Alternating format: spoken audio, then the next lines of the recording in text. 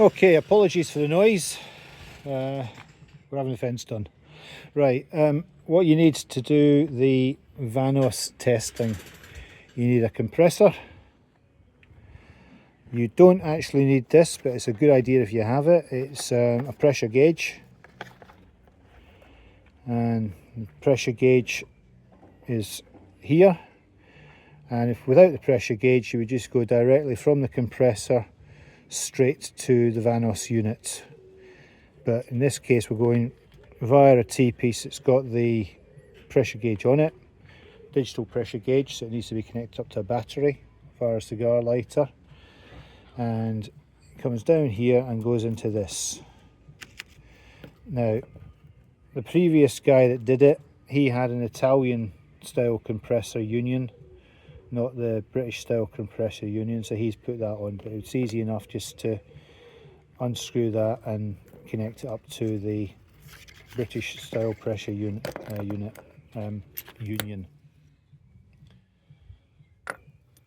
And that goes into the side of the VANOS after you've taken the oil feed off. And now, with the VANOS pressurized, you'd connect up this little baby, or you would connect this little baby up first, to be honest with you. All the instructions for connecting it up are in this paperwork. When you return the unit, please return the paperwork, as I'm not 100% sure I've got it written down anywhere else. And you pressurize it. You also need a 24mm open-ended socket in order to turn the cams, because simply operating the VANOS won't turn the cams, but what it will do is it'll allow the cams to be turned. Hopefully that makes sense. And that's how you can test the VANOS on the vehicle. Testing the VANOS off the vehicle, it simply flings out the pinions and retracts the pinions, again using this box. In order to use this box, after you've connected it all up, you select one of these, and this is either flinging the pinion out or retracting the pinion, advancing or retarding. You'd select that and then go for 1 second, no more than 1 second on that push release switch, and then going the other way, similar. And then when you're finished, you would disconnect the air lines, and you would just do this to purge it of air and pressure. And that's about it for testing. Now, as regards tools, we've got some tools in here for repairing your VANOS. These tools come with a Bizan kit, I believe. They may be an additional purchase, I'm not sure, but they're in the box anyway.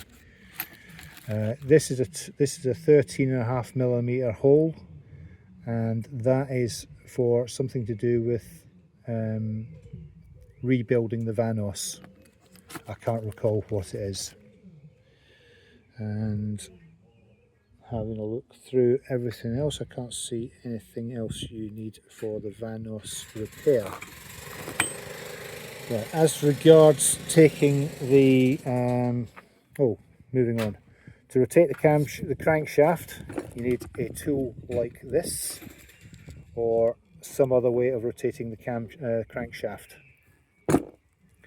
This is a heavy tool. I don't want to send this out. One, it's heavy, and two, I don't want to lose it because it was a bastard to make. And that isn't getting lent to anyone who I'm not there with. I can lend it to someone to use while I'm there, but I'm not lending it out.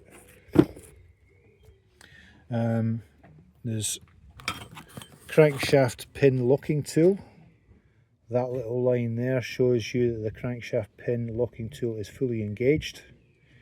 So it goes in, and if it goes in but that line's still visible, you haven't fully locked it. It has to go in all the way to our misses. This is the camshaft locking tool. The A and the E, Auspuff, Einpuff. A is Auspuff, which is exhaust. E is Einpuff, which is inlet, intake. And it actually goes on that way, so when you're looking at the engine, that's the way it is. The letters are the correct way up.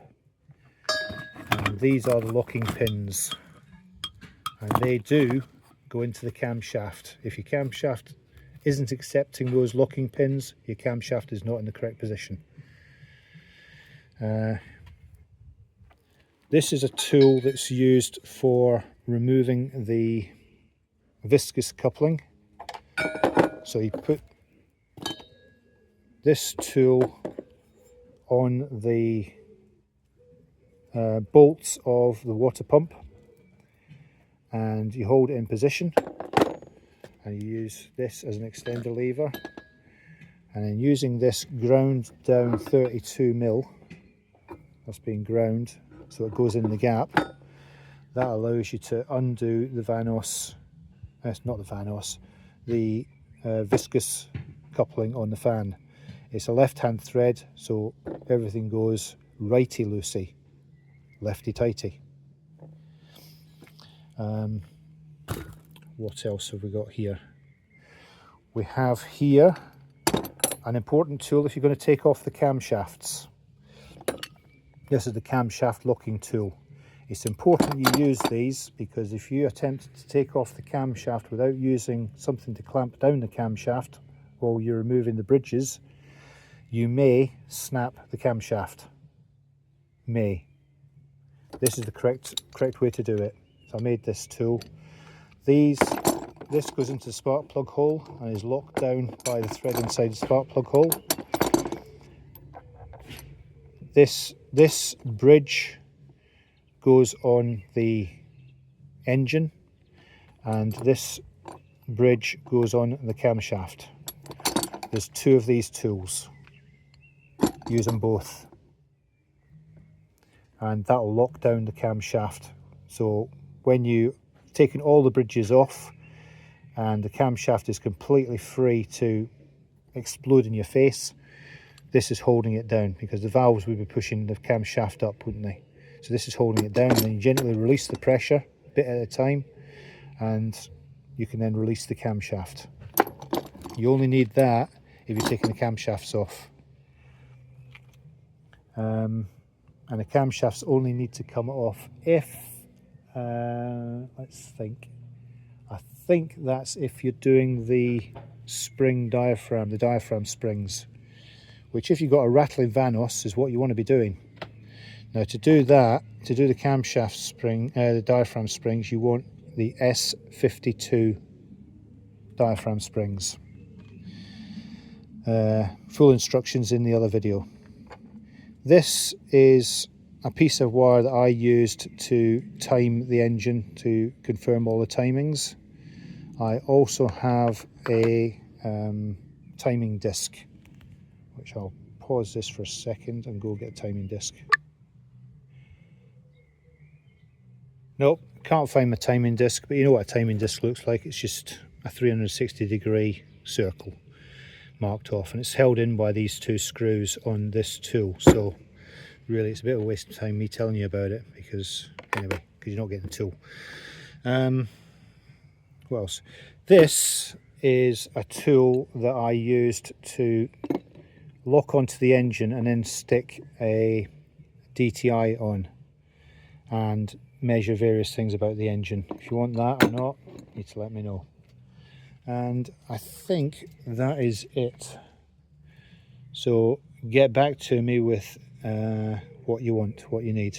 Thank you. Cheers and bye.